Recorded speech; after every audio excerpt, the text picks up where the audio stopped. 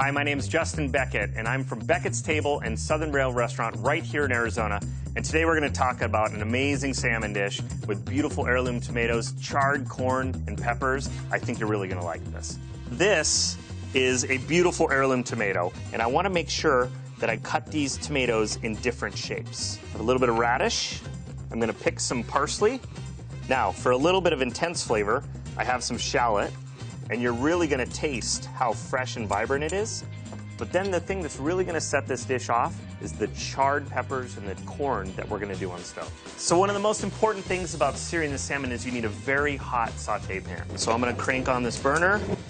Look at that flame. While that's happening, I'm going to go ahead and roast off some of these peppers and corn. And we're going to do it right on the open flame. So we're going to put those peppers right in there. And that's okay. We're actually trying to char and burn these peppers and corn. So you hear these peppers starting to pop, starting to char, and this is what we're looking for. All those burnt edges, that's perfect. That's really what we want to go for in this dish. And you can really feel the heat coming off this. You want that high, intense flame happening around these vegetables. As soon as this oil starts to smoke just a little bit on the high pan, that's when we'll put the salmon into sear. So this is a nice 6-ounce piece of salmon that I'm going to season up with a little bit of sea salt and just a touch of white pepper.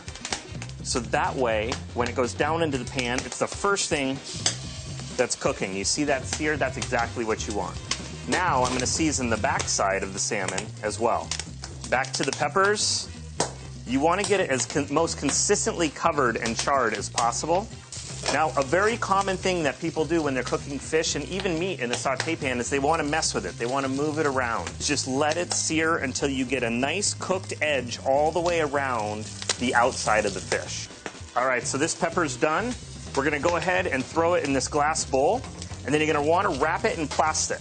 And the reason that you want to wrap it in plastic is because you want it to steam in there to actually help separate the skin from the actual pepper. We're going to flip it over, and we're going to let that cook through till it's nice and moist in the middle. Now, the way to easily remove these skins that are all charred is to put them in this container with the plastic wrap and to let them sweat. So they've been sitting here for about 15 or 20 minutes.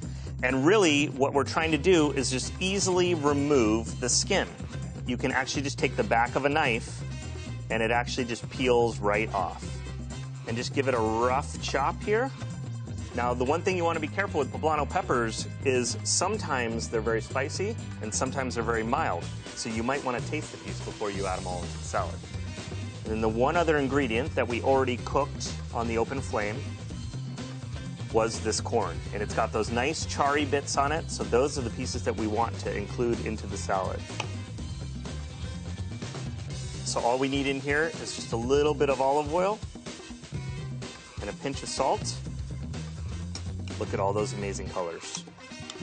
At our restaurant Beckett's Table, we serve this guajillo chili sauce on enchiladas, but I think it's a delicious combination for the corn and the peppers as well. And what I'm trying to do is I'm trying to get all the little bits of flavor, all the charred corn from the open flame, all the peppers, the mix of tomatoes, and then we're going to top it right here with this beautiful piece of salmon.